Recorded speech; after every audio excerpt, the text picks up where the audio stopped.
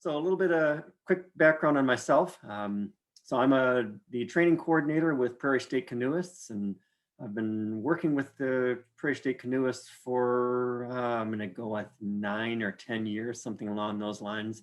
And I've listed a bunch of other stuff there that I do as well. So author of The Power to the Paddle, which is that book that you see in the bottom lower left corner, as well as the host of Paddling the Blue podcast. So if you are a podcast listener, or even if you aren't, this is your opportunity to become a podcast listener, and where I share great stories, people doing fantastic things from all around the world from the seat of a boat. So it's lots of fun. And then also do instruction with the club, as well as regionally and guide regionally as well. So all that stuff is listed there in addition to that. But that's not why we're here today. You're here today to learn a little bit about Isle Royale National Park. So give me a second here to, there we go. And just had to make sure, I've got 2 computers going here, so I need to make sure I've got the right one running. So a little bit about Isle Royale. So those who may not be familiar with Isle Royale, it is a national park, and it is an island out in the middle of, or out in Lake Superior. It is about 52 miles from Copper Harbor. And so Copper Harbor is right up here. Let me figure out where my cursor is.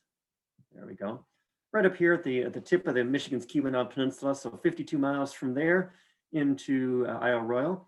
And then it's actually 15 miles from Grand Marais, Minnesota, and then about 9 miles from Canada. So you can get there any of those 3 ways, but the most populous route is to go from Copper Harbor on up. Now you may be asking, how did Isle Royale, that is 15 miles away from Minnesota and 9 miles away from Canada and 52 miles away from the United States, end up as part of the United States? So as legend goes, whether or not this is true, Ben Franklin actually drew up the treaty of, I think it was the War of 1812.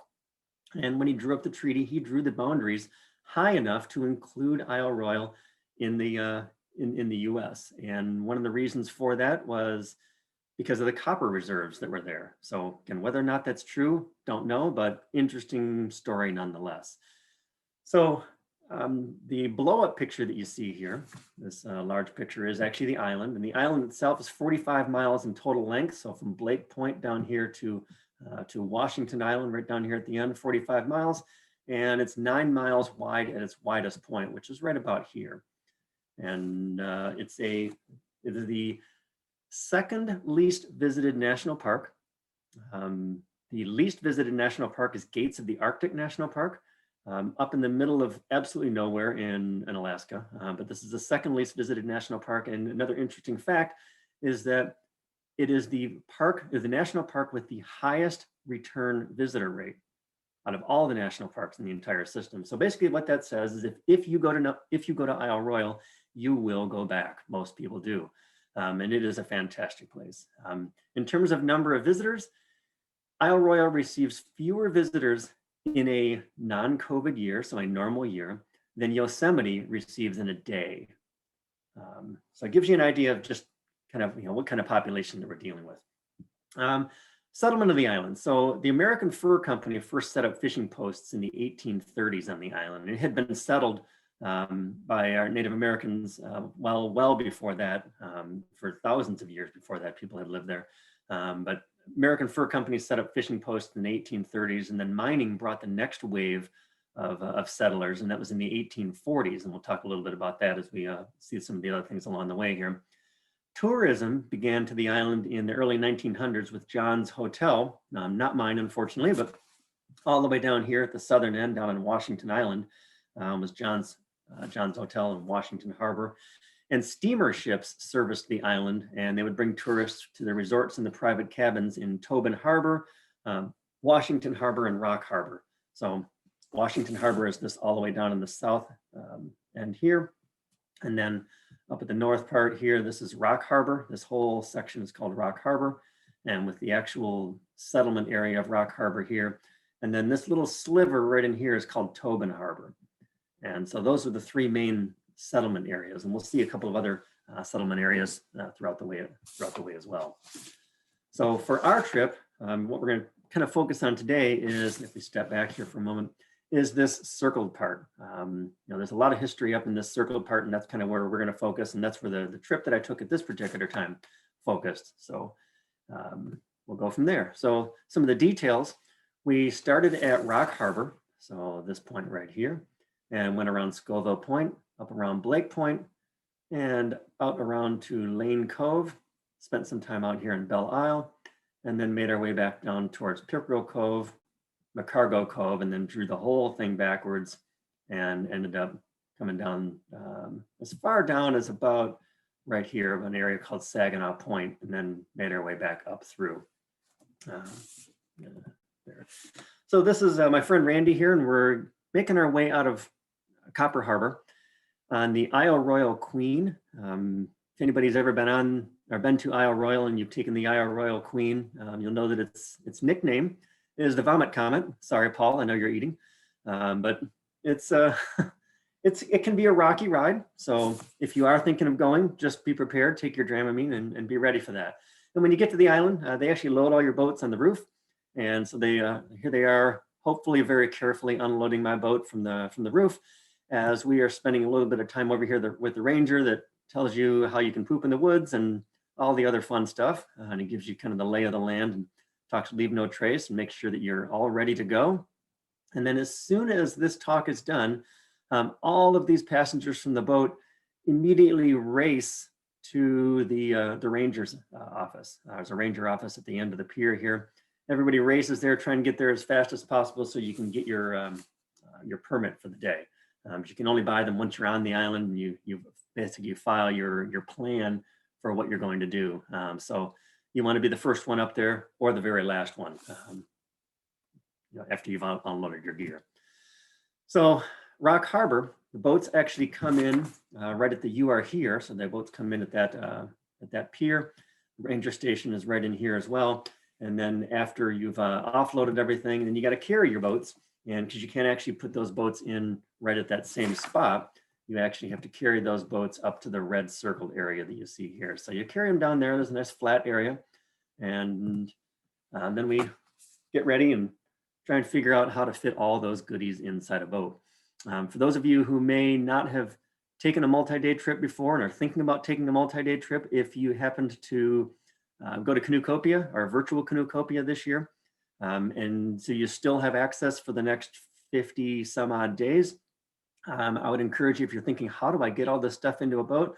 I did a talk at Virtual Canoecopia, which was packing your kayak for a multi-day trip. So feel free, for those of you who are Canoecopia guests, to go ahead and check that out, and you'll see how I get all that stuff into that very same boat. So it is certainly possible. We actually had 8 days in this boat. And then my buddy's boat is actually in the front of us here, so you can't see that. But between the two of us, we basically shared the group gear and then put all our personal gear. And I'll show you some of the leftovers that we had at the end when we get down towards the end.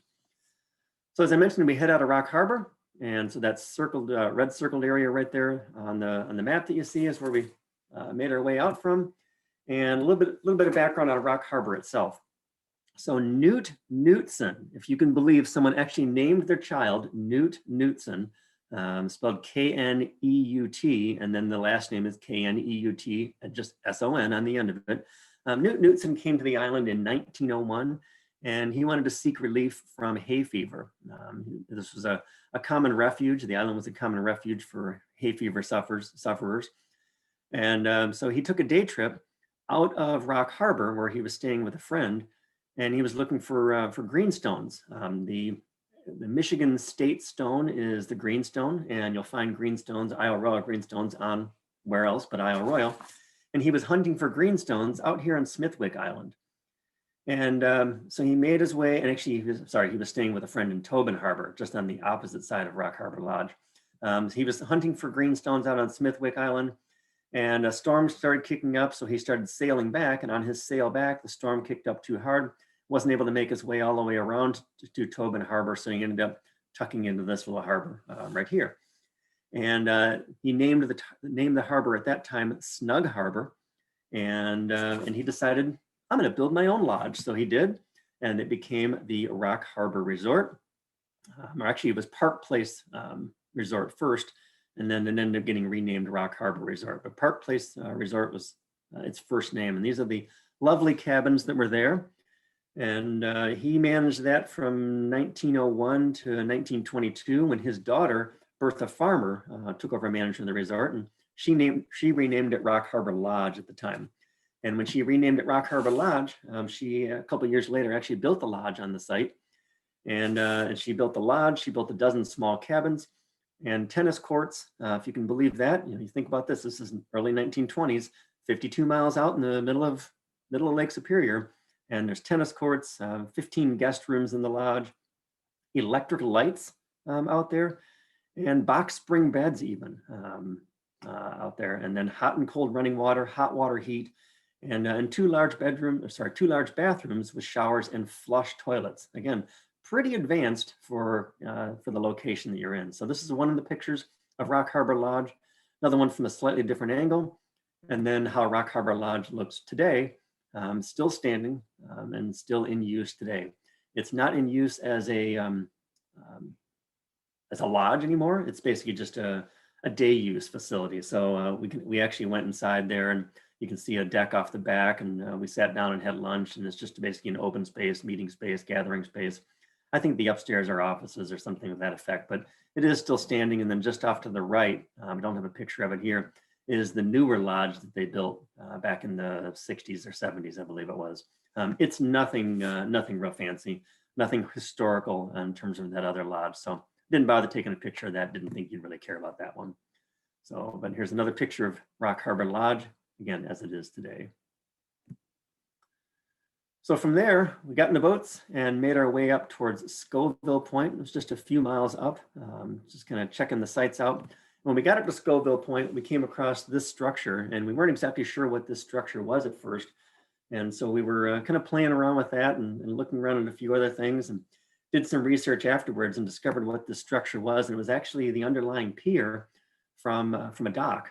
And so this was the actual dock that was in that space, and the bridge and steps that led up this cliff to this amazing site. And it may not look like much in terms of the lodge, but if you happen to be in that building and looking out of those windows out front, you have the most magnificent northeast view of just the most amazing sunrises. And if you could see all the way to Canada, 100 so miles, you'd be able to see all the way there. It's just a clear open view right across the northeast corner of Lake Superior. So now you're thinking it's a national park. Why are there buildings other than, it's wilderness and it's designated wilderness. Why are there buildings there? Well, there's buildings there because they were original, I shouldn't call them original settlers, but there were people that moved there, like Newt Knutson and others. They moved there and they built lodges there and built their own cabins there, and they housed those. And when the National Park Service took over, they gave life leases to many of the original owners of those properties.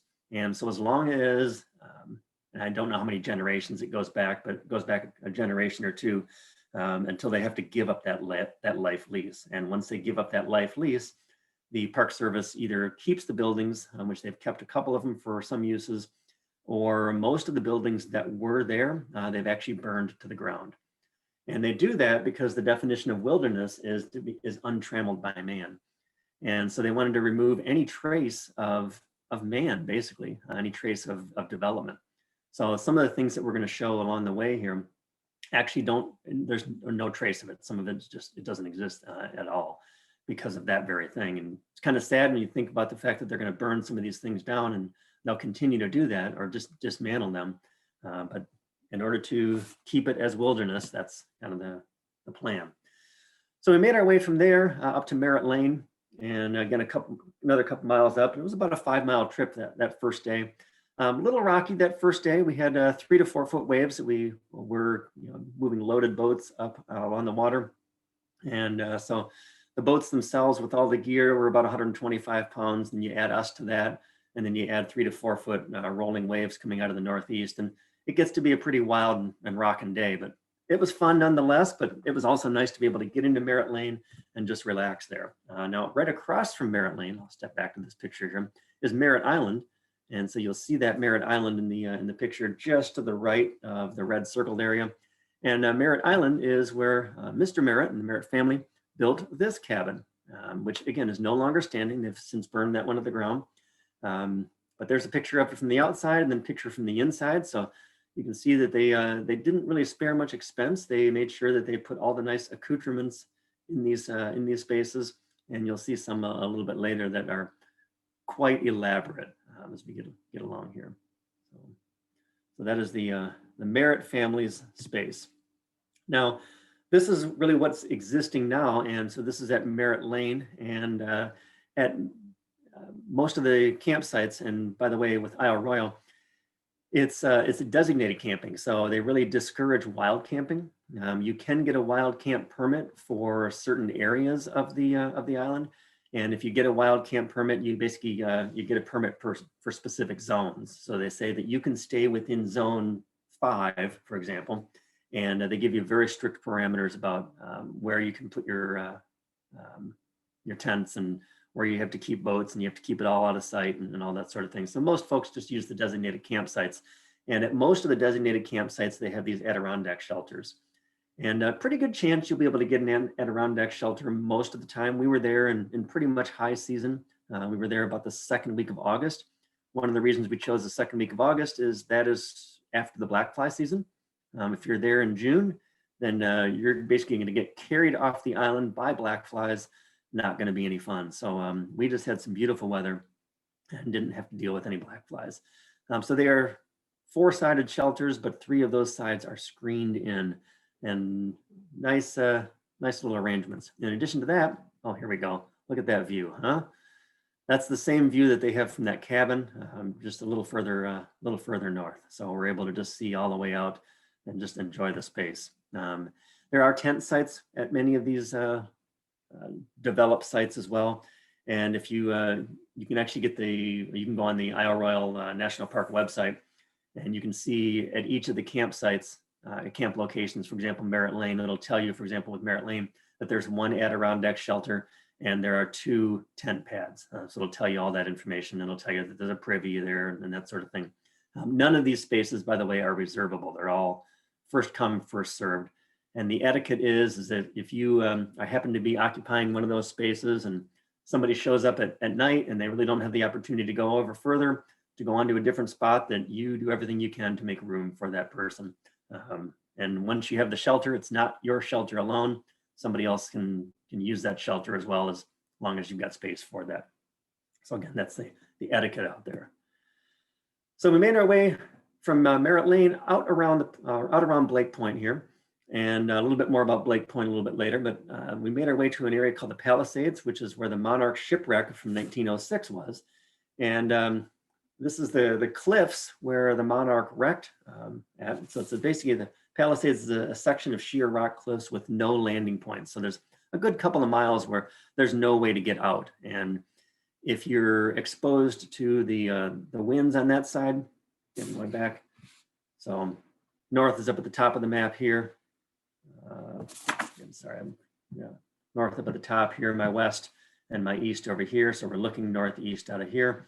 And if you're exposed to westerly winds, that all along this Palisades cliff area, you're just going to be battered by those waves. So you've got to find the right day to go around Blake Point and make sure that it's safe. Well, the Monarch certainly didn't do that in 1906, and it was a 240-foot wooden steamer, and it ran head-on full speed into those rocks in 1906. And oh, by the way, it was in January.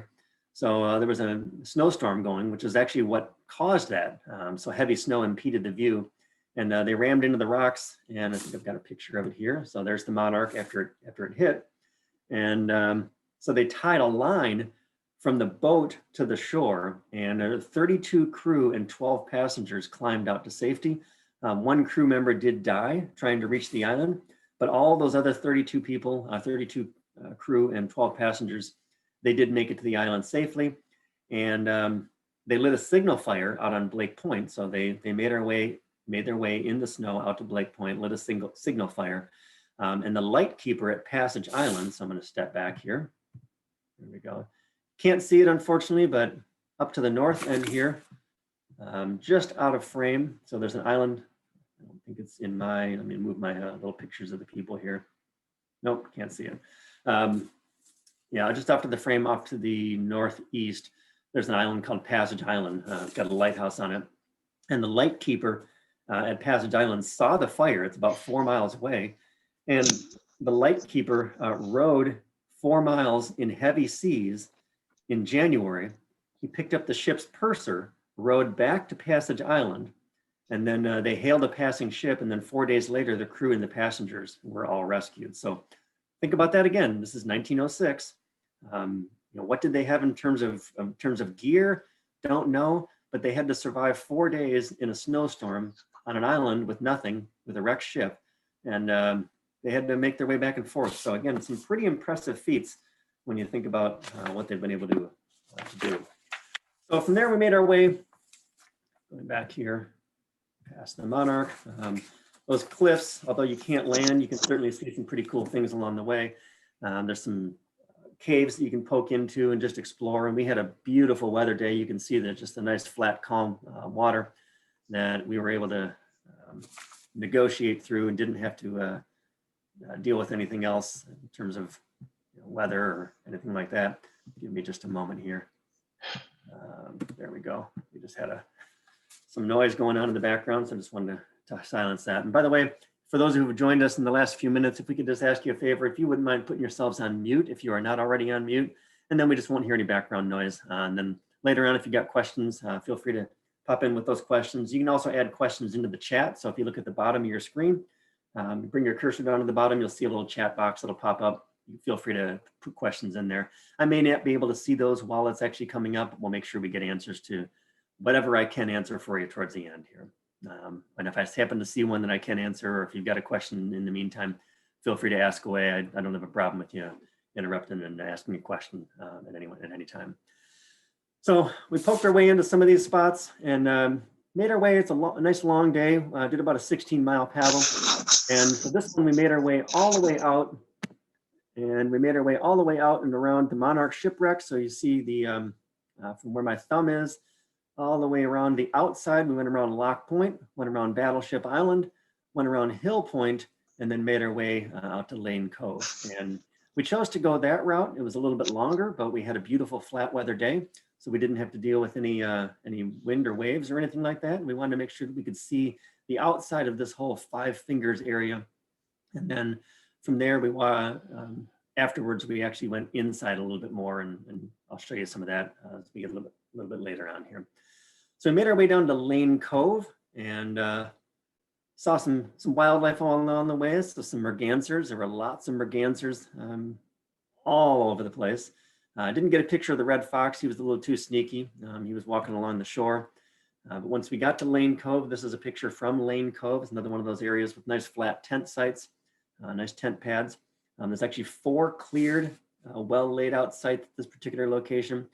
And this one's pretty much accessible only to paddlers and through one 2-mile trail. There's a 2-mile trail that goes from the interior of the island to this. And so it's basically a one-way. You're rolling the dice that when you get down there that there's going to be some tent sites left available. It's pretty shallow out in front, so the water's pretty shallow. So the power boats don't really make it in here in this area. There are some places where the power boats do tend to congregate, but this is certainly not one of those areas. So paddlers definitely have the advantage because you can get there early. Those who are hiking as well, if they're hiking for the day and then wanting to make that 2-mile trek, it can be a disappointing thing if you get all the way down there and there's really not much space left for you. And paddlers, we've got the ability to easily move on to the next site. It's a secluded bay, and arguably I would say that Lane Cove probably has the best sunsets on the island. It's got a perfect west view, some of the most amazing sunsets, and some beautiful trails. As you can see here, this is that one-way trail. We actually, after we set up camp, we took the one-way trail, went up to the interior of the island. It's quite a steep climb to get up to the interior of the island, but we wanted to be able to see that and experience the trails. So you can see all the old man's beard along the side here. Into the trees and into the pines. So some neat stuff. And then pretty much our favorite part of the island was this. So these are thimbleberries, and we're walking along the trail on this first day, and we happened to see those, and we thought, wonder what those taste like. If you've never had a thimbleberry fresh off the vine, you're not living. So I would find a way to find yourself some thimbleberries because they are pretty amazing. And there's the picture of that sunset right on Lane Cove. So one not to miss. So from Lane Cove, we made our way out to Johnson Island. And from Johnson Island, we then made our way over to Belle Isle. So we're going to talk a little bit about Johnson Island here first. And so Johnson Island actually has a few different cabins still on the island. They're still part of that whole life lease process. And so some people do still occupy the space occasionally. So this is actually the dock pilings. So some of this old dock piling stuff is left behind there. And one of the interesting things about the island is that all the old equipment from the different fishing camps and stuff, in many cases, that old equipment is still there. So that boat's probably not very serviceable, but they left the boat there. There you go. There's a old flatback Grumman, probably serviceable with that. And this is actually John Anderson's cabin. For those of you who are PSCers, not that John Anderson, different John Anderson. And then this is the main lodge here. We're sitting in front of the main lodge, just kind of relaxing a little bit. And then I was talking about some of the old stuff that was left behind. So a fish cleaning bench, and then that little thing off to the left there actually has some of the old wooden bobbers and things that were left behind by the original occupants here. So Herman Johnson and John Anderson. So a little story about the two gentlemen here, Johnson and Anderson. They formerly squatted on Belle Isle, which is the isle across the bay here. And we're going to take a look at that. And they squatted there beginning around 1890. And the gentleman who owned Belle Isle had basically bought Belle Isle. His name was Fred Schofield, and we'll go see him in just a minute. Well, Fred Schofield knew that they were squatting on the island. He wanted to kick them off the island. So Fred Schofield gave them Johnson Island. Interesting thing is that Fred Schofield didn't own Johnson Island to give to them, but he gave it to them, and by, I guess, de facto, that became their island, and they ended up getting a life lease for it, to which they still hold today. So they are currently those life lease holders on that. So these are some of the plastic bobbers. So this is a little newer. And so you got a mix of the wood and the plastic bobbers in there from the old fishing days. So we made our way across from Johnson Island over to Belle Isle.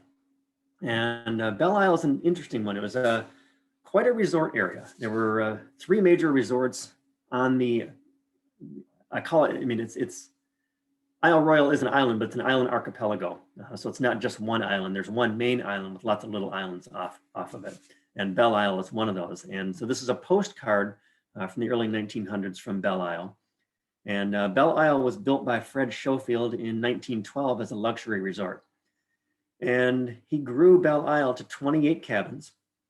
He mined rock from the island, from various parts of the island, to build a swimming pool on the island. And then the water was actually warmed by the sun.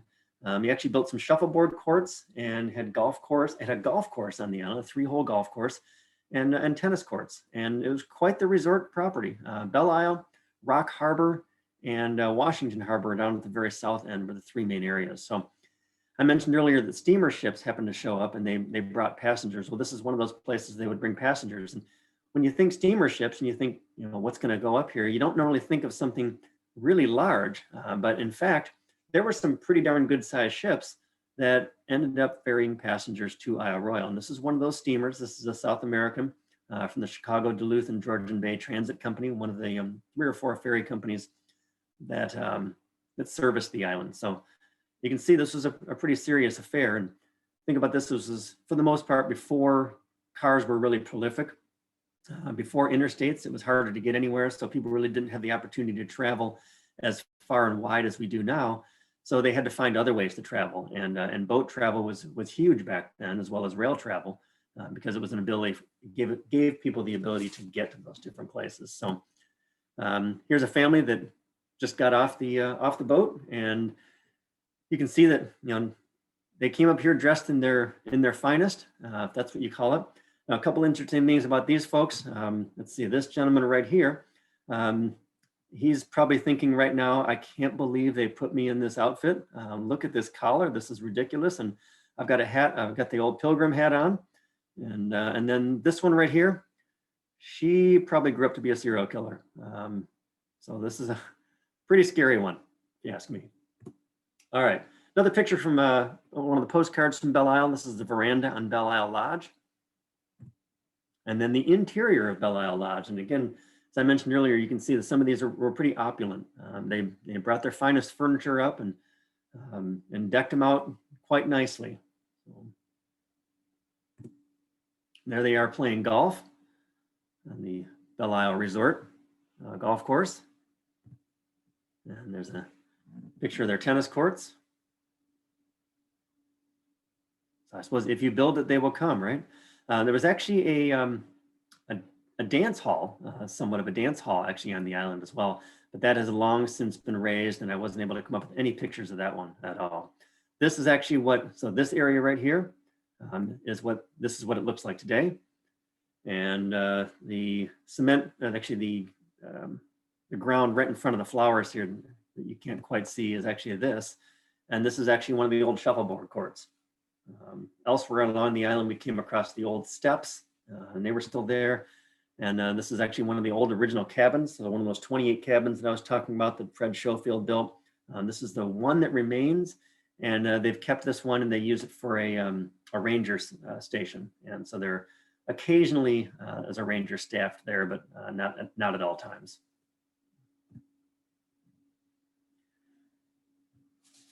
So from there, we made our way out to Crystal Cove. And Crystal Cove is another interesting place here. So Crystal Cove was built by George McGeeth in the 1920s, another private resort. He had gone to stay at Belle Isle and thought he liked Belle Isle, but he wanted to build his own place. So, you know, instead of going somewhere way far away on the island, he decided, well, why don't I just go, you know, a quarter mile away and build a lodge right here. So he built his own lodge, and this was built as a private resort in the 1920s. He was a principal in a coal mining company from Omaha, Nebraska, and he would get in his yacht, and I think I've got a picture of his yacht. There we go. He would get in his yacht, and then he would sail that yacht up, not from Omaha, Nebraska, by the way, but from somewhere else, wherever he kept that yacht, and they would stay up there for the summers. And so much like the Rock Harbor Lodge that we saw earlier, running water out here, indoor flush toilets, 3 very large tubs because they were very, very large people. There was a residence and a main home, lodge, and a couple of guest cabins, and there was a generator house, which I've got a picture of in a minute here, as well as a boathouse and an extensive boardwalk system. Again, they were larger folks and needed stable ground, so they built a boardwalk system that went throughout the whole area. Very well appointed main lodge, and so you can see some of the pictures of their main lodge area here.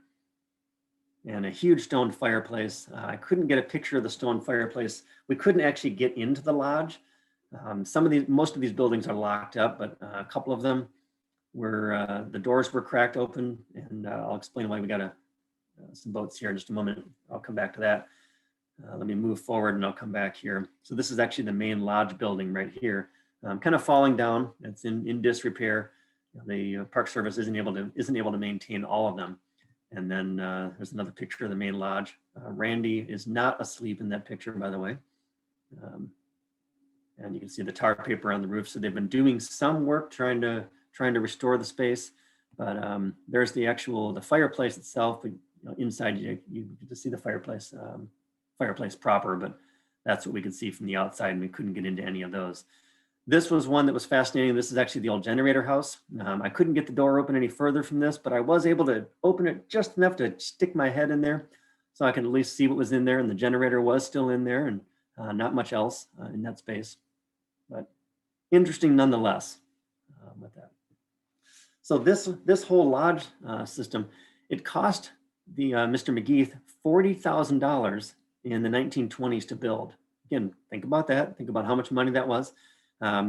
He actually sold it to the Park Service in the 1930s for a grand total of $2,500.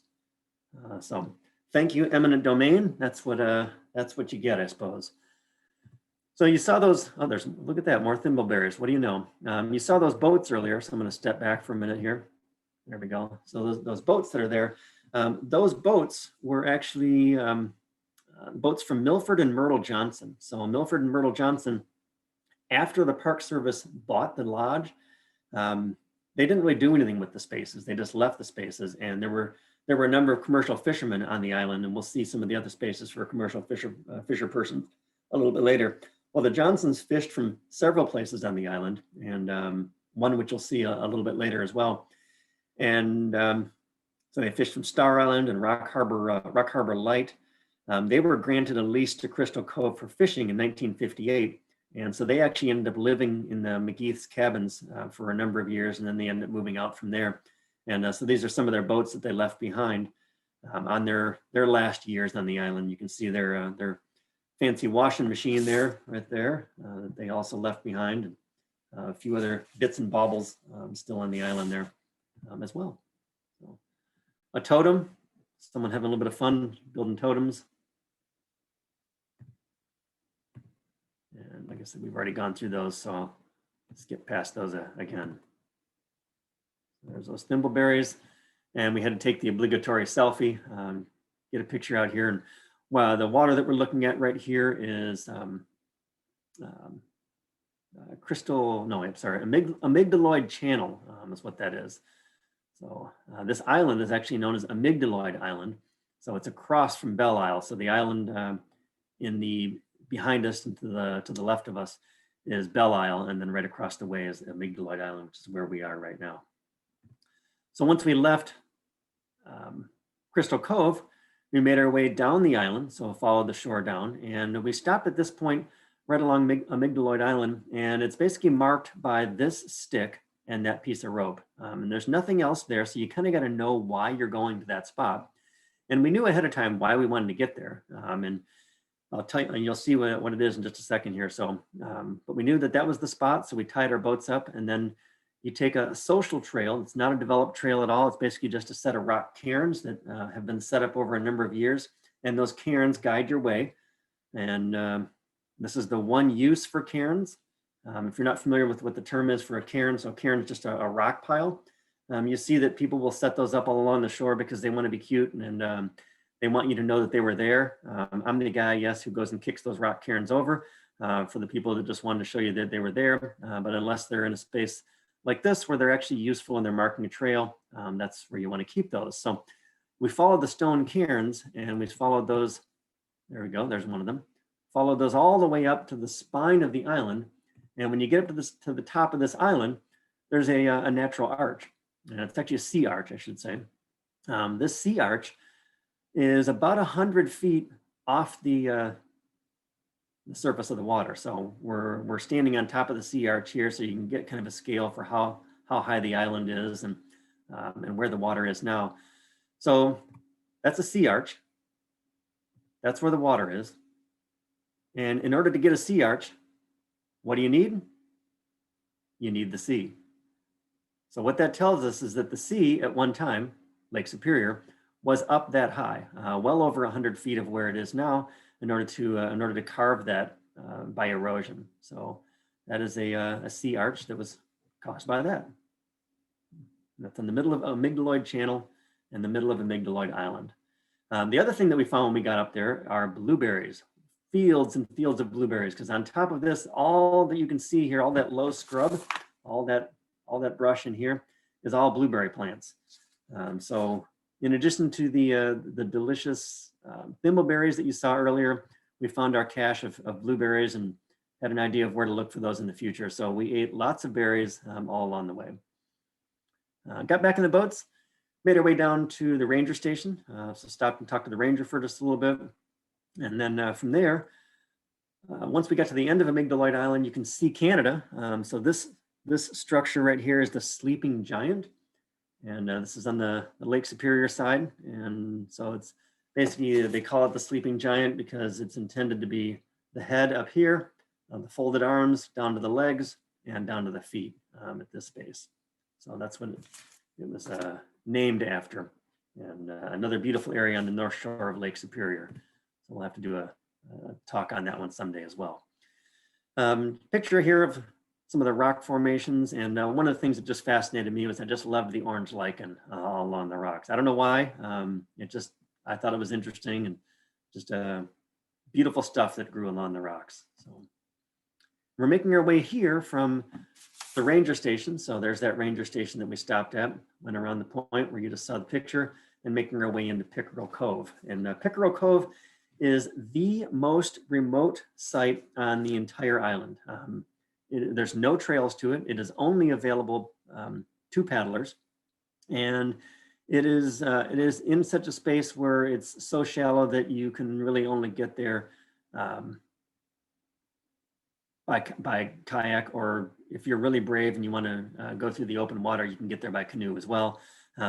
You could make your way around from Birch Island around here and kind of skirt through here and not deal with as much open water to be able to get out there, but it's not likely that people will end up doing that, because as soon as you poke out here, you're exposed to the full westerly wind of Lake Superior, and who knows what you're going to end up with out there.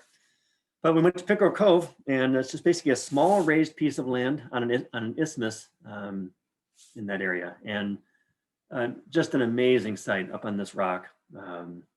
It was actually used by fishing crews to roll barrels of herring from Herring Cove to waiting ships. So we'll step back up here. So there's Herring Bay and Herring Cove, which is right in here. And even though it's named Pickerel Cove, this area is actually Herring Cove.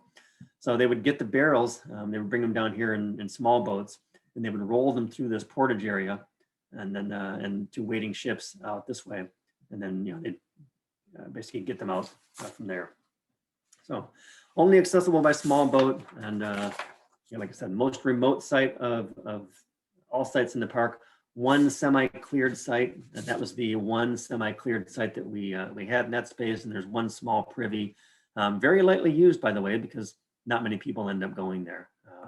In fact, in this spot, we stayed there for a couple days, and of all the time that we were at the campsite, we never saw another person there.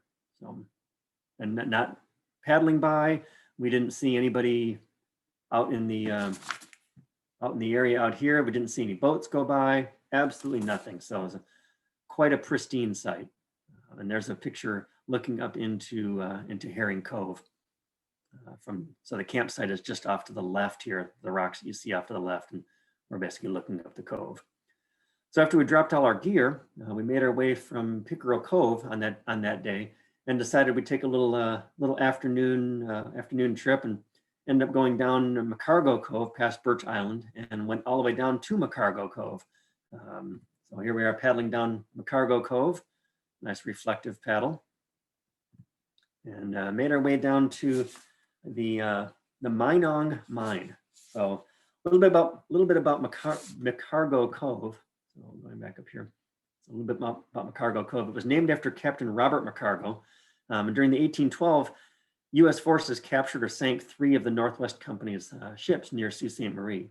And so Captain McCargo said, I want to get out of here. And he took the company's remaining ship, the Recovery, and he sailed that ship to this island, found McCargo Cove, and he hid it in McCargo Cove. And the ship rested there for 2 years before resuming its work at the end of the war. So they basically tucked it in there, and then just that was the end of it for another 2 years. Well, after that, mining took over. And like I mentioned earlier, mining was one of the big things on the island that started to bring settlers there. And there were actually 3 periods of mining throughout the whole island. And 1843 to 1855 was the first mining boom. And then 1873 to 1881 was the second. And then 1889 to 1893 was the third. And the mines were scattered all throughout the island. They were mostly unsuccessful. There was less than 2 million pounds of copper mined in all those mines throughout that number of years, whatever that number is, 15, 18, 20 years, something like that. But the Minong mine was the largest and most successful. This one came to being in 1874, and the area has hundreds of pits that were left by Native Americans for mining copper masses. We saw some of those pits along the side here, and that's kind of what, when they discovered this area, they said, hey, there's all these original mining pits there. There must be something else here. And so when they built this mine, they actually ended up building the town of Cove. And so the town of Cove encompassed 2,645 acres and about 24 buildings on the island, and a number of mine shafts, which you can still see, and come pretty close to falling in. There was a large dock and a warehouse, and about 100 men lived there. And they actually had a railway between the docks and the mine site and the stamping mill, which is about 1.5 miles in. They used both vertical shafts and horizontal shafts. So here's one of the vertical shafts, and then here's one of the horizontal shafts.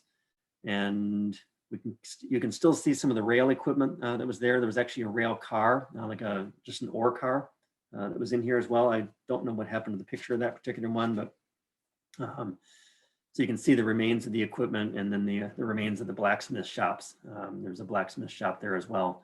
And but the blacksmith shop stuff didn't show up very well in pictures. It was both a blacksmith and a cooper shop. So coopers are the folks who build barrels. And so you can see some of the old wood planks were there, and the steel banding was still laying around there. These are the tailing piles. So basically when it's called pour rock or tailings, and basically when they mine the ground, they pull out all that rock, and then there's a stamping mill. In this case, the stamping mill was on site. So they would take all that rock, they would pulverize that, so they would just stamp away at that rock, trying to find the copper in it. And then once they pulled any copper that was left, they would end up taking all this called pour rock, and they would just dump it in the woods. So these are acres and acres of pour rock. So you can see a more recent picture there of the tiling, of the tailings that were out there. This is a little bit from that blacksmith and cooper shop, so you can see some of the banding here that's still left behind, and some other detritus that they left around. There we go. So a few other pieces, some of the rail stuff that's still out there in the 1.5 miles out in the woods in the middle of nowhere. And there's our lovely camp. So we made our way back over to Pickerel Cove, and nicely appointed out there picking our berries for breakfast.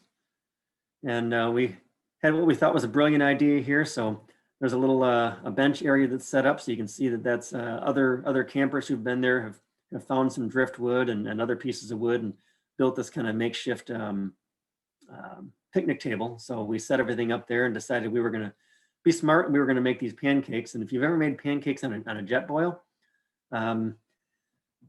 throws out a pretty hot flame, and basically it welded the pancakes to that pan. And so we just called that breck fail.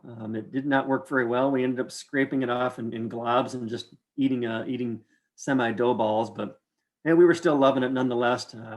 We did drop our blueberries and thimbleberries in there, and we learned something. So don't try to make pancakes with a jet boil. There we go. So from here, we starting to make our way back through that Five Fingers area. And you can see how clear the water is here. What you're looking at here is not an oil slick, but that's the cloud formations reflecting off the water. And we made our way to a couple of different areas. So the first red circled area down here you see is a portage. Now, I'm a kayaker, and kayakers, we don't like to portage.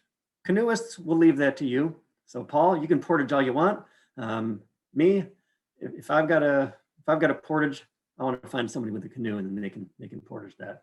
But we decided, you know what, we want to see what all the fun is, what the canoeists have to deal with.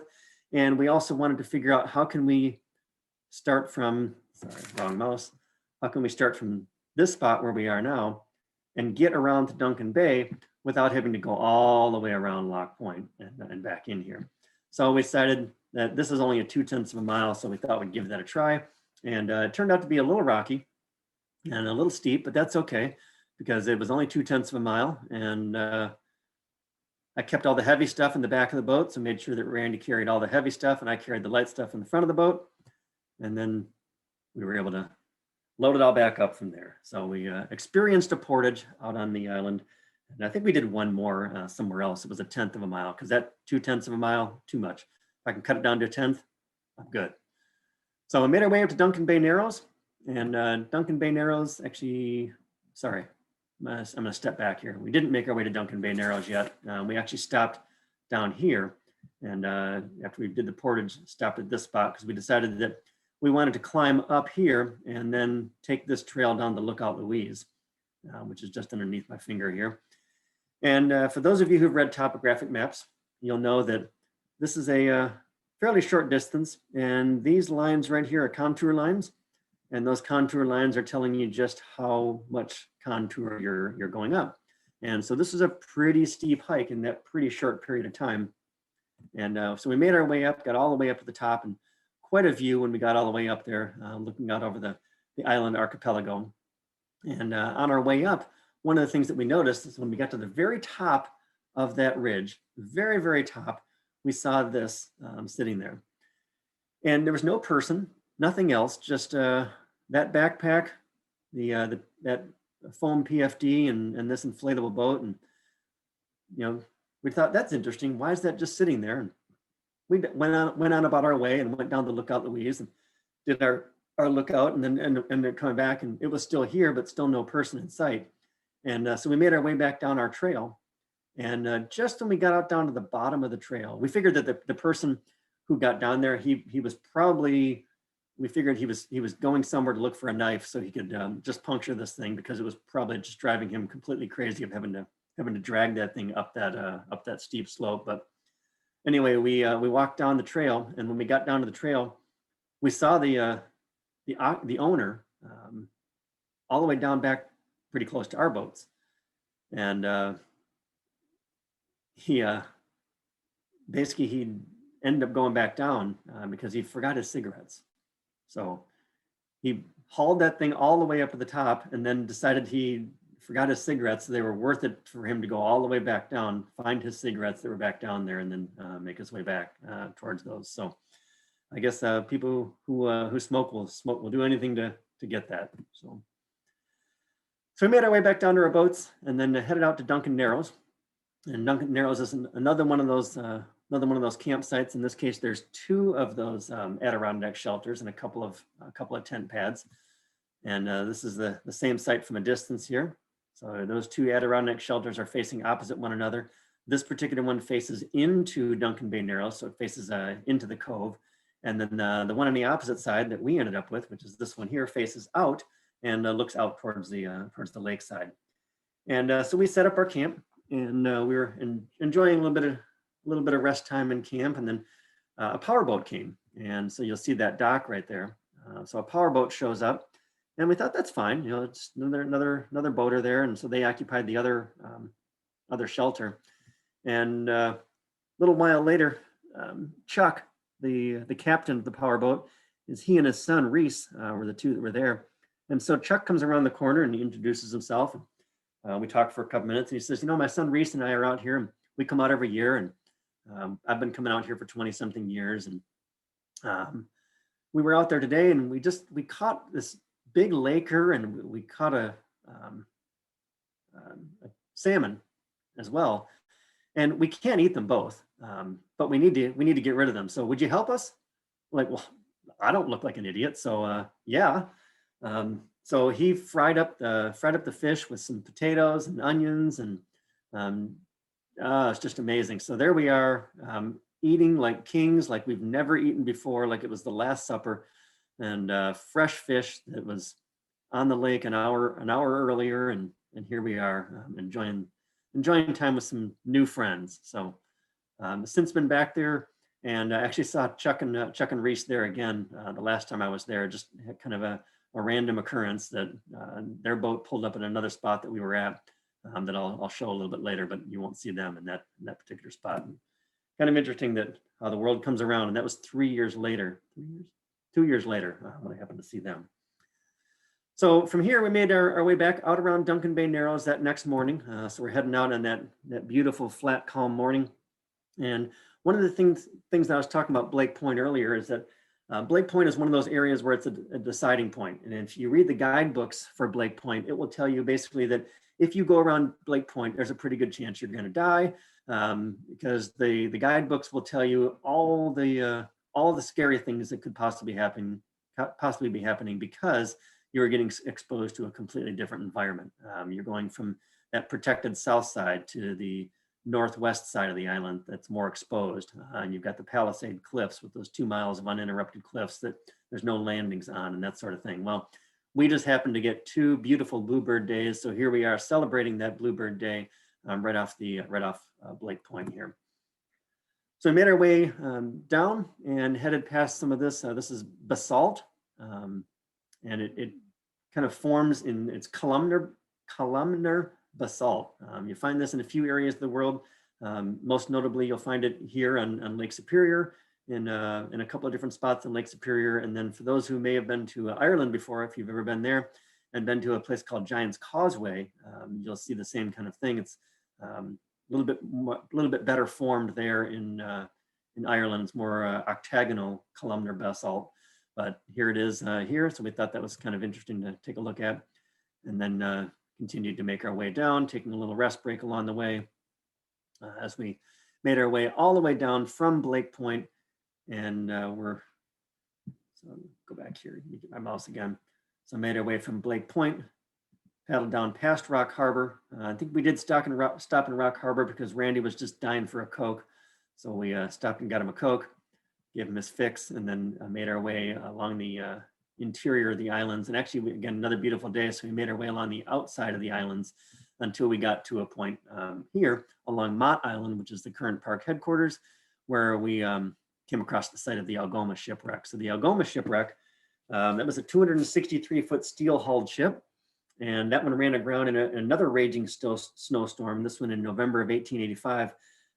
It was actually the ship's maiden voyage, and had the highest loss of life of any Superior wreck. 45 people died in that particular wreck. Of all the people that died, interestingly enough, the ship's piano was found completely intact, 15 feet up on the rocks. Everything else was washed in, but the piano completely intact, 15 feet up on the rocks. Stuff from the ship washed ashore as far south as Menagerie Island, which is about 25 miles south of here. And even in the last few years, there's still been reports of pieces of china that wash up on shore once in a while, and it's expected to be from the Algoma as well. So we could see some of this. So there's some of the debris as they were cleaning it up. So the Algoma there, and then I have a waterproof camera, so I was able to stick that under, and you can get a pretty good view of some of the wreckage of that ship still down there.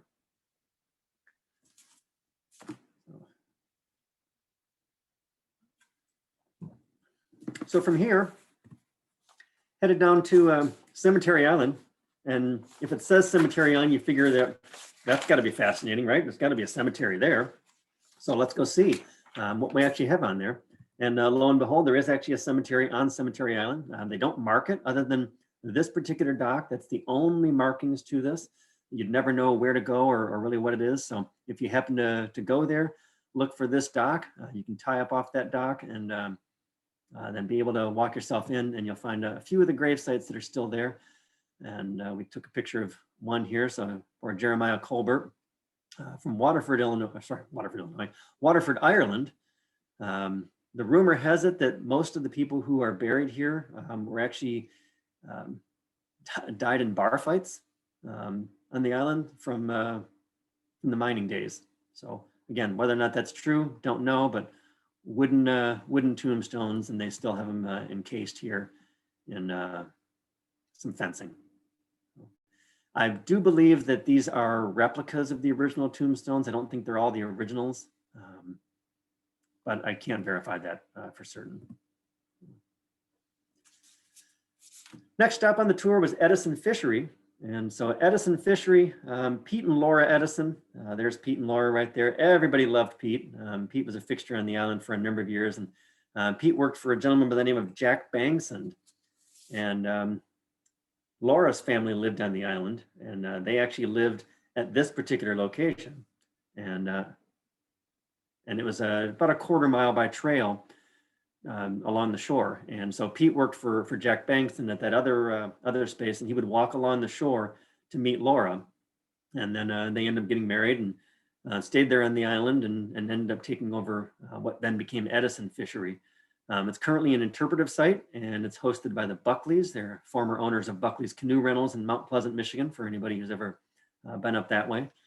And so some pictures of Edison Fishery. They actually use it as an interpretive site right now. So the Buckleys live there throughout the summer, and again, not a bad gig. And they live there and just kind of tell what mining days look like, or sorry, what fishing days look like. And it's actually, I guess I'll say a preserved camp. So they still have some of the old bedding here, and the net reels. You'll see the nets in just a minute. So as they would come in from fishing, they would end up bringing the nets up on shore, and they would reel the nets up on this, let them dry on the reels. And then full tool shop here. So drill press outside, and there's all their rigging, all their nets, bobbers, and then all their equipment off to the left here. John Buckley, who is the caretaker, the interpreter, he was pretty excited. He had to show me his Greenland paddle. That was something that he carved using all the original tools that were out there, and so he was excited to be able to test that out. And some more of the equipment that's there. So again, they did everything they could to preserve the history of the places and leave the equipment in place so people coming could actually see what life was like at that time and the equipment that was used. And then we went into the fish house here. After they would fish, they would end up coming into the fish house, and they would clean the fish here, and they would pack the fish in barrels, and then preserve it with salt.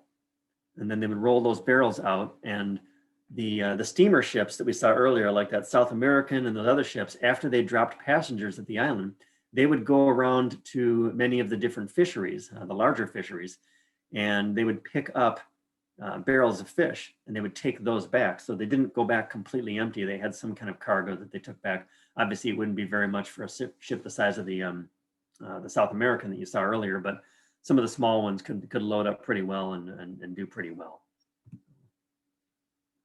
Thought this was kind of cool. AED equipped, so not everything is completely old there. So you knew that you're safe. So that evening, we decided to make our way across the bay, and we made our way over to a camp area called Daisy Farm, and I'll show you why it's called Daisy Farm in just a little bit. But Daisy Farm is one of the more accessible sites. So there's a trail that runs from Rock Harbor, and it runs right along the shoreline. And so a lot of the backpackers tend to just walk along the shoreline, and they can easily get to a lot of these places. And this is one of those places they can easily get to. And so this is Candace right here, and then Rolf. So Candace and Rolf are the caretakers of the wolf moose study. And I'll introduce you to them in just a minute. We'll see them, but we decided we'd come across here and hear their talk of the mining days and what they do with moose and wolves. And they've got some of their specimens here. And so we made our way the next morning across to Bangsund Cabin. I mentioned Bangsund Cabin. That's directly across from that Daisy Farm camp. And the Bangsund Cabin is now home to the longest running wolf moose study in the world. It's the longest continuous study. It's been in operation since 1960. And Rolf and Candy Peterson are the two that started it and run it. The cabin was originally squatted by Jack Bangsund and then ended up just de facto owning it. He was a Norwegian fisherman and just lived there on the island. And like I said, now they've taken this over. And what they do here is, so when we got there, Rolf was actually hand sewing a piece of leather onto an oar for a rowboat that he has there. So a true craftsman. And then Candace and I were inside the cabin there. She was showing us around the cabin. If you ever happen to go there, Candace will absolutely talk your ear off. She will not stop talking. Loves to share stories, and the book there is her book that she wrote. So we were trading books. I mailed her one of mine, and she gave me one of hers. And we just had a nice chat. But we went out to the back of the building, and this is what's actually out in the back of the building. And so what they do here by their wolf moose study is they study the relationship between the prey and the predator. Isle Royale is home to 1,600 moose. And at the time that we were there, it was home to 2 wolves. So that's not a very good balance, 2 wolves. Those 2 wolves at the time, they were brother and sister and a mating pair. So I'll let you do the math on that one for a moment. but you can see that the gene pool was pretty shallow with that. Over the years, the wolf population died off for a number of reasons. One of the biggest reasons was inbreeding. And then the other is, remember that 9-mile crossing that I mentioned to Canada? Well, in many years in the past, an ice bridge would form and animals could migrate back and forth. Well, the animals didn't migrate back and forth because there hasn't been any ice bridges in the last several years. So there were some problems with that. And that's why you may have seen in the last few years, well-publicized efforts to reintroduce wolves back to Isle Royale. At this point, there have been about 8 to 10 wolves that have been reintroduced and started to establish a population. And just as of this year, Rolf and Candy announced, they announced to the public that 2 of the wolves have now have pups. So the population is starting to grow again, but the moose population is growing much faster. And again, oddly enough, the couple times that I've been there, there's 1,600 moose on the island. It's not that big, it's a decent size, but you'd think I'd be able to see moose everywhere. You'd think they'd be like cats. I've seen 1 moose so far, that's it, only 1. I don't know where they're all hiding, but 1,600 moose, and I can't find them anywhere. So Rolf and Candy they collect the skulls and they collect the antlers, and then they also they basically spend a lot of time going out in the wild and then finding them, and from the skull and the antler size they can determine the age, and then they also can determine the age from the thigh bone. So they collect the thigh bone as well for most of the animals, and that allows them to age them. And then in many cases, those 3 things will also tell their cause of death. In many cases, it's tooth decay, so the animal can't eat anymore. And then in a lot of other cases, it's arthritis, particularly in the hips. And so they can't move anymore. And when they don't move as well, then the predators come in and get them, which is the other source of our main source of death for them. So in the obligatory selfie, taking a picture with some of those. And this, by the way, is just a fraction of what they have. The property is just stacks and stacks of them. And then they actually have 2 warehouses back in Houghton. Rolf was affiliated for a number of years with Michigan Tech University, and I believe he still has some affiliation. And they take specimens back and they store them all in a warehouse and maintain that collection back there. Just around the corner from the Edison Fishery and the Bangson Cabin is Rock Harbor Light. Rock Harbor Light marked the Middle Passage, and this light actually operated only for 9 years. Here it is in its restored condition, so they've done some painting and some work for it. But it operated from 1855 to 1859, so 4 years there. And then, so it was originally erected to guide ships that were supplying the mines. It was approved to be built in 1853, and then by the time it was built, most of the mining efforts had been abandoned.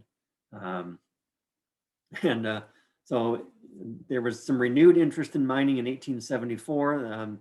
Basically, let me go back. They approved it in 1853. By the time it was finished building, most of the mining was done. So they finished it somewhere in 1858, 59, something like that. And then they lit it for a very short period of time. There was no more mining, so then they extinguished the light. And then 1874, there was renewed interest in mining, and then they repaired the light and they relit it. And they relit it from 1874 to 1879. All the mining died out because there was no more copper left.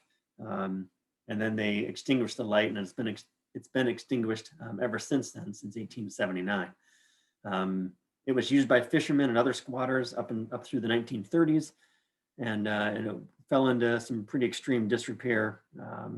I mentioned that, who was it? The Edisons, I think, had actually lived there for a short period of time, or somebody else. I don't remember who it was. They lived over on the other side of the island. I can't think of their names off the top. It might have been Pete and Laura that lived there as well. But there's a museum on the main level with info about shipwrecks and navigation around the island. This is a picture from the lighthouse cupola. So I was sitting down near the boats. Randy was off somewhere. I'm not sure where he was at the moment, but I'm sitting down there, and all of a sudden I hear voices, and I'm trying to figure out where all these voices are from. And I look up at the light, and up here on the outside of the light, there were a number of people standing on the outside of the light. And I had already gone inside before and realized that I can get in here and I can take pictures from there and inside the glass. But like I said, I got back down and there were people on the outside. And so I called up to him like, hey, how'd you get on the outside? And one of the guys says, I work for the park. I've got keys. You want to come up? Oh, heck yeah. So I came up and got to walk around on the outside and got to spend a little bit of time out there and really see a much better view. So the museum inside, again, open to the public. There's no people there. It's just come as you are and see what you'd like to see. And this is the original Fresnel lens. And this was from Menagerie Island, which is an island about 25 miles south of here. It's not actually from this particular light. And this piece right here is a steam whistle. And you'll see how that comes into play a little bit later here. Actually, there's another piece of, actually this right here is part of the steam whistle piece here, and then it extends off to the rest of it. So, and this was the original light from Caribou Island, which is just across the middle passage, which we'll see here in just a minute. So there's a picture of Caribou Island and that red circle around it. So you can see that small distance between there and Caribou Island. So we stayed on Caribou Island and walked around Caribou Island a little bit and got to explore the island. We came across this little building, and this reminded me of the Scooby-Doo cartoons. All right, so imagine the Scooby gang all hunting around in the woods, and they come across this cabin. And so Randy and I see it, and all of a sudden we're like, I wonder what this is. Well, zoinks, we better go inside and check this thing out. So the only thing locking this was a stick, basically. You can see the stick right here. And so there's a stick that they just put between the lock sheath. And so we decided to open that up, and what was inside, but an engine was sitting inside there. And we, for the life of us, couldn't figure out what that engine was for. And I didn't get a picture of the actual engine itself, but radiator on the front here. And it's like an old Ford engine. You can see the radiator cap up here and engine sitting behind it. Oh, there it is. I'm sorry, I didn't get a picture of it. Still intact. And we see a pipe that's sticking through the wall here. And it turns out that those pipes actually come down here. And we determined later by actually going back across to the museum that this pad was where they put the steam whistle in the original lights. And that engine powered the steam whistle and powered the original lights. So it was a generator to get all that going. And that's what marked the original passage of that space. So there's that light and that steam whistle complex. So like I've mentioned, we haven't seen any moose yet. It's been 8 days we've been on the island, still haven't seen any. So we thought, all right, we're gonna try and outsmart these moose. And we're gonna get up at like 4 o'clock in the morning, which is what we are here. And we're gonna get in the boats and we're gonna paddle back across to Daisy Farm and put the headlamps on. And we're just gonna go and walk. And we wanted to go up to the spine of the island because up on the spine of the island, there was a lookout tower, a fire tower that you can get up most of the way on this one. And we thought maybe we'll come across a moose on the trail and we can get up here and we can see the view. And it was quite a view. We got up there just as the sun broke here and we're able to see that. But what do you think we didn't see? That's right, no moose, not at all. But we did discover why it was called Daisy Farm, just as you see here. So lots of daisies or black-eyed Susans or whatever these are. I'm not a horticulturalist, but somebody decided they were daisies. I think there's something different. And they decided to name the whole area Daisy Farm. And then we decided to kick back on the shore here. We spent a couple days here at Caribou Island before making our way out and hunting for some Isle Royale greenstones. We thought these were greenstones, but turns out they're just green rocks. Greenstones are a little bit more valuable than just these green rocks. Interestingly enough, as I'm sitting here, I do, not right now, but as I was sitting here relaxing, I see a couple of paddlers come out around this point here and making their way up here. And so I watched them for a good 45 minutes or so because it's quite a distance. Watched them paddle up, and the guy gets up there and they get out. And I said to the guy, and I said, I recognize you. And he says, I recognize you as well. And it turns out we've been Facebook friends for a number of years as paddlers, but had never actually met one another. And lo and behold, we get a chance to meet each other out there. Another interesting one, came across, we were at Edison Fishery and standing on the dock, and I saw somebody paddle by, and it was somebody that I teach with at the Door County Sea Kayak Symposium, and called out to him, and he was rubbernecking, looking around, trying to figure out who was calling to him. So he paddled up and ended up seeing him, and it turns out a whole group of friends that I know from there were down in an area called Mosky Basin. So we paddled down there and snuck into their camp and ate some of their food and then came back up. So this was our last day out on the island, last day on Caribou Island. And this was the last day. So we're heading up back toward Rock Harbor, and we get up to Rock Harbor. And just as we get up to Rock Harbor, you can see a little bit of drops there behind us. This was the one day that we had a little bit of rain, and it just started raining as we got up here to Rock Harbor. So can't complain at the weather at all. And it was quite beautiful along the way. And excited to be able to go back for the next time. Like I said, I've been back since then, and then it's the second most visited national park. If you've been there once, you will be there again. Now, I told you earlier about all the stuff that we had in the boats, and we were out there for 8 days total. And we had to figure out food and all that other sorts of stuff. And we were pretty proud of ourselves at the amount of waste that we were able to generate. So for 8 days for 2 people, we took this bag of bagels that we brought with us. And we ended up taking the bagels out of the bag and of course ate those, but we ended up putting our garbage in there. And this is our garbage for 8 total days of the packaging and other stuff that we were able to use. So everything packed in there, we were able to neatly throw that away. And actually, we took that with us. I should mention, we didn't throw it away on the island. You want to try and throw away absolutely as little as possible, anytime, but you want to throw as little away as you possibly can on the island, even at a developed camp like Rock Harbor, because it's very expensive for the Park Service to have to get all that stuff off Rock Harbor. So the less stuff you leave behind, easier it is for the Park Service to manage that whole process. So with that, we'll take some questions here, and as you're thinking about those questions and forming those, I'll drop the share here in just a moment, but did want to share a couple of other things with you about some upcoming programs that Prairie State has. So we've got one more virtual learning program. That's the Clean Up Your River that I mentioned earlier, for those of you who are here at the beginning, with Paul Konowski. That'll be April 6th. And so Paul is going to tell you about all the magic work that the Lake County Forest Preserve volunteer crew has been doing. So I encourage you to sign up for that one as well. You'll find that on the prairiestateCanoeists.org website. So that's Clean Up Your River. For those of you who are looking for some quality paddling instruction, Intro to Canoe and Intro to Kayak, we're going to hold that in 2 different sessions this year. And we're going to do that April 18th and May 1st. And we're asking that anybody who attends the program attends both. Our April 18th is going to be a Zoom session. And we're going to get folks together, and we're going to go through all the stuff that we would normally spend a lot of time on shore going through. And we'll do that in a nice Zoom session so we can maximize your day on May 1st, where we can spend absolutely as much possible time on the water as we possibly can. For those who take Intro to Canoe and Intro to Kayak, you will also be eligible then to take Moving Water 1, either canoe or kayak, depending on the craft of your choice.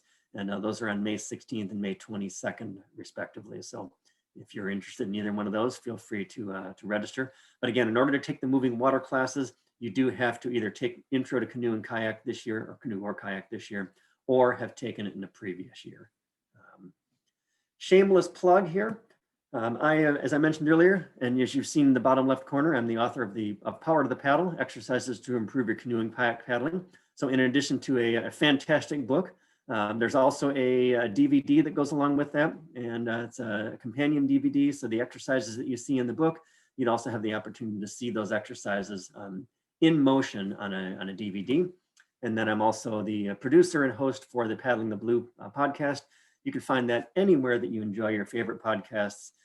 We just celebrated our 1-year anniversary. We had some great prizes from Werner, from P&H, and from our friends at Level 6 Gear as well. So with that, I do see looks like a couple of questions have dropped into the chat here. So with that, okay, so somebody gave me so Seth, thank you. Minor tidbits. Royale came to the U.S. after the Revolution, not the War of 1812. Thank you very much. The lodge has rooms where people stay. Yes, it does. I believe there are 45 rooms in the lodge, if I'm not mistaken. Not a lot.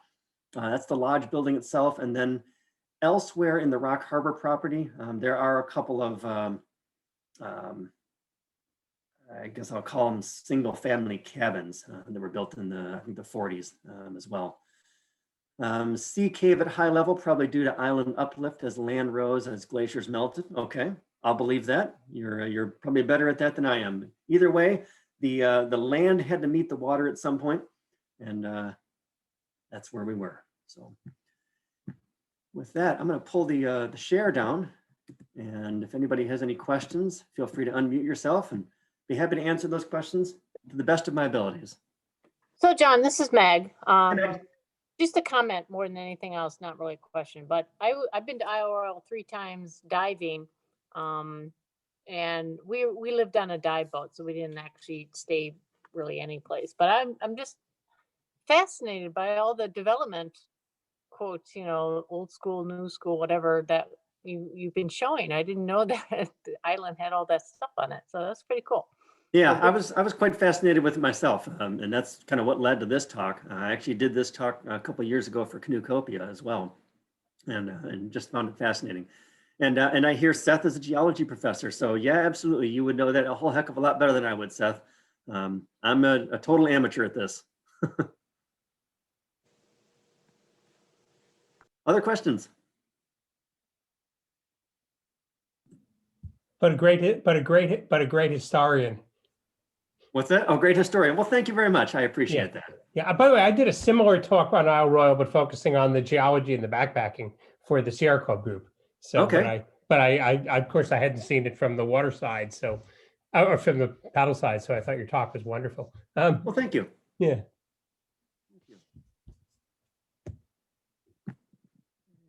So when is your next trip? When is your next trip, John? What's that? When is your next trip? The next trip. So the next Isle Royale trip, I don't have another Isle Royale trip planned at this particular time. I will definitely go back. I want to take my daughters. They're interested in this sort of thing, and they've actually expressed some interest. They're older now. My oldest is 26, the youngest is 23. No, 25 and 22. Boy, I had to think about that. But they're interested, so we'll get a chance to go back and experience the island through their eyes as well. My next trip is Alaska. I'm doing Prince William Sound this year, so we're going to go and spend 10 days up there in Prince William Sound. We'll go out of Whittier, and then putting the finishing touches on the plan right now.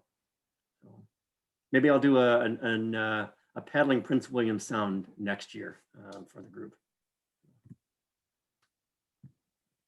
All right, with that, I'll leave some contact information there. So if anybody has any further questions, feel free to get in touch with me. You've got my email address there, as well as the 2 websites for paddlingexercises.com, where you'll find the book and DVD. And I've got some other resources out there.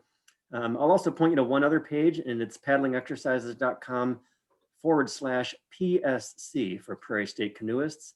And I've put some resources out there related to the dressing for paddling and some of the other talks that I've done for Prairie State Canoeists. So feel free to check that out again. paddlingexercises.com/PSC.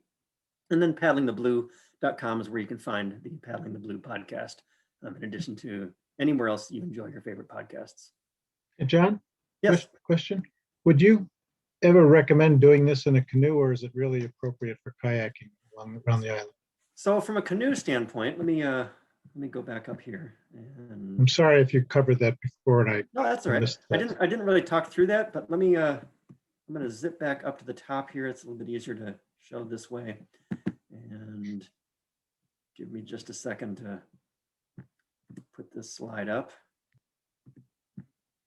Either a single or a tandem. I just more like the difference between the canoe and the kayak appropriateness for the area. Yeah. I would think a 36-foot Voyageur canoe would be appropriate. All right. Well, so I don't have one of those. This kind of crude map here.